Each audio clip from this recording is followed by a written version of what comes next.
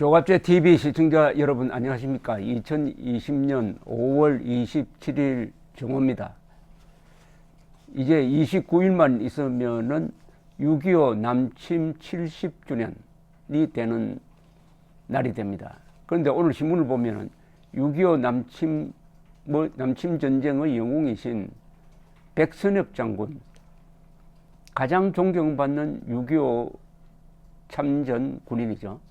미국 사람들도 알아줍니다. 여기 유엔군 사령관으로 부임하면은 꼭 백선엽 장군을 찾아가서 인사를 드리게 되어 있습니다. 이분이 연세가 지금 한국 나이로 1920년생이시니까 100세입니다. 지금 신병으로 치료를 받고 있습니다. 이분에게 국립현충원에 묻히지 않도록 무슨 수작을 벌리고 있다, 보훈처가 하는 폭로 기사가 오늘 조선일보에 실렸습니다.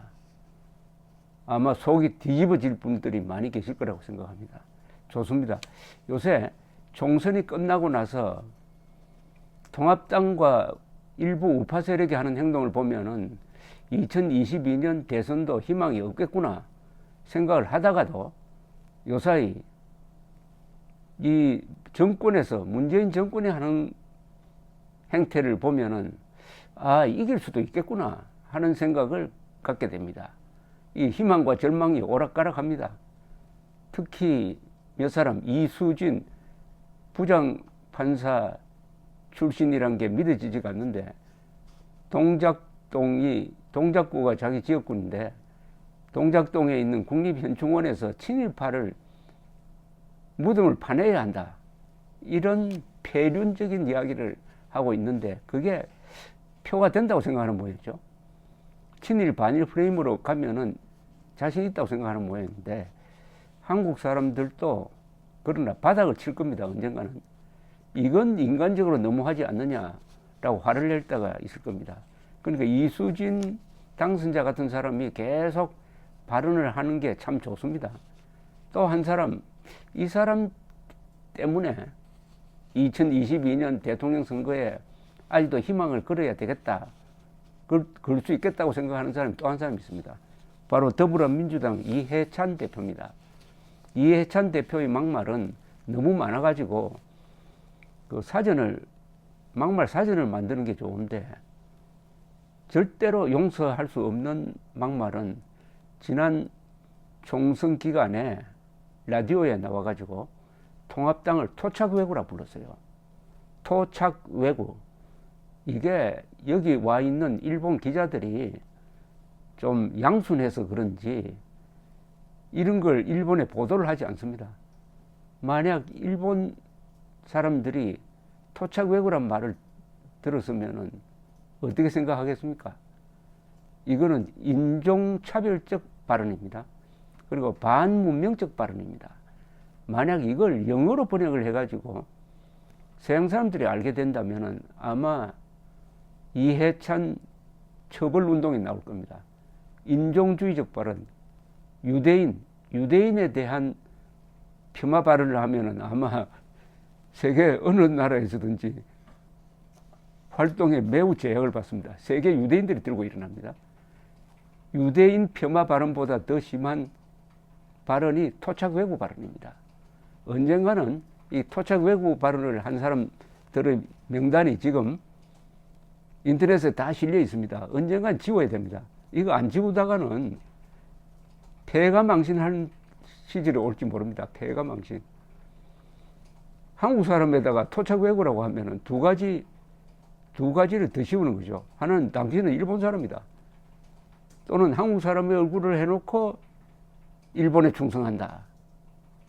반민족적 그리고 인종차별적 발언입니다. 토착외구라는 발언을 즐기던 이해찬 씨가 드디어 오늘 아주 막말을 쏟아냈습니다. 언론 보도 제목만 보면 이렇습니다. 윤미향 신상 털기 굴복 말라, 모든 부문이 자성 필요하다. 아니, 윤미향이가 자성하면 되지 모든 부분이 자성 필요하다고요? 아니, 윤미향이가 반성하면 되는데 제가 반성을 해야 됩니까? 전형적인 좌파적 책임 물타기죠. 30여 명의 연쇄 살인을 저지르면은 그자가 책임져야지 사회 모두의 책임입니다. 이렇게 하면은 어떻게 됩니까? 바로 그런 수법인데, 요건 자기 편들 때 하는 방식이고, 상대방을 깎아내릴 때는 친일파 프레임을 걸어가지고 백선엽 장군 같은 사람, 박정희 같은 사람을 아주 괴롭게 만들죠. 오늘 위안부 피해자 이용수 할머니가 공개 비판한 더불어민주당 윤미향 당선자와 관련해 가지고 최고위원회에서 이런 발언을 했답니다. 신상 들기식 의혹 제기에 굴복해서는 안 된다. 굴복해서는 안 된다. 요즘 정의기억연대와 관련된 활동에 많은 논란이 있는데 30년을 활동하며 잘못도 있고 부족함도 있을 수 있다. 운동 방식과 공과에 대한 여러 의견도 있을 수 있지만 그렇다고 해도 30여 년 활동이 정쟁 대상이 되거나 악의적 폄훼되거나 우파들의 악용 대상이 될 수 없다. 잘못이 있다면 사실에 기반해야지 신상 들기식 의혹 제기에 굴복해서는 안 된다. 이분은 요사이 신문을 안 보고 있는 모양입니다. 지금 윤미향에 대한 문제 제기는 이 정의기억연대의 활동 방향이라든지 활동 전략이라든지 이런 데 대한 게 아니에요. 사실 그게 문제가 많죠. 그러나 언론은 그거는 덮고 왜 투명하게 조직 운영을 하지 않았느냐, 왜 돈 거둔 걸 제대로 쓰지 않았느냐, 왜 위안부 할머니들을 이용해 먹었느냐. 주로 이 폭로가 어디서 나오느냐 하면은 위안부 할머니들 입에서 나온 겁니다. 그러면은 이해찬 대표는 오늘 모두 자성이 필요하다 했는데 아마 이 부분에 위안부도 자성해야 된다. 이런 생각을 가지고 있는가 봅니다. 지금 극성 친문 세력은 이용수 할머니를 또 토착 외구라고 몰고 있습니다. 토착 외구. 분리하면 토착 외구입니다. 분리하면 토착 외구예요. 관계 당국이 신속하게 사실관계를 확인해 주시고 국민들도 시시비비 보고 판단해 주길 바란다. 최근 빚어진 일련의 현상을 보면은 상식적으로 받아들이기 어려운 부분이 매우 많다.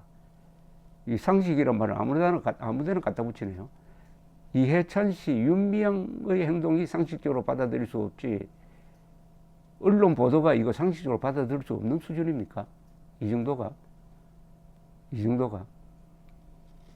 본질과 관계없는 사사로운 부분으로 과장된 보도가 많이 나왔다. 예의주시하고 있지만 이런 식으로 성숙한 민주사회로 갈 수 없다. 점점 고상해집니다. 성숙한 민주사회로 갈 수 없다. 아니, 야당을 향해서 토착 외구라고 하는 사람이 성숙한 민주사회를 말할 자격이 있습니까? 이해찬 씨가 성숙한 민주사회를 말할 자격이 있느냐고요. 이해찬 씨의 과거 전력 하나를 불가피하게 소개를 해야 되겠는데, 정부 부시장 할 때 자기 형과 관련된 사사로운 일에 대해서 실무자가 업무 처리를 잘못했다고 뺨을 때린 사람입니다. 뺨을 때린 사람이에요. 무릎 꿇리고 뺨 때린 사람입니다. 간부입니다. 그래서 부시장 시절에 완장 찼다고. 아니, 이런 사람이 말하는 성숙한 민주사회가 뭡니까? 성숙한 민주사회는 교양이 바탕이 돼야 됩니다.